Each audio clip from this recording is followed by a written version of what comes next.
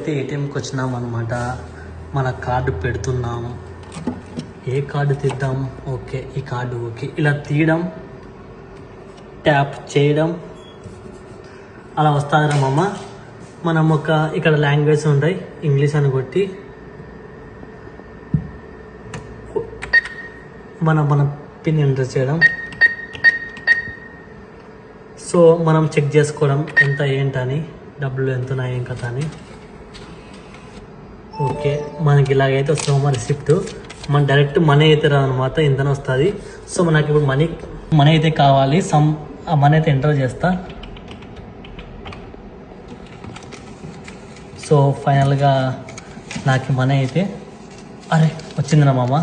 ఇది మనీ తీసుకున్నాం ఎగ్జాక్ట్గా ఒక 30 to 40 ఫోన్స్ తీసుకున్నాము అనమాట. 40,400 మన ఇంకా డబ్బులు. ఇది ఆల్మోస్ట్ 10K అలా అనమాట. 40,000 ఫోన్స్ అంటే మీరు ఇక్కడ చూడవచ్చు.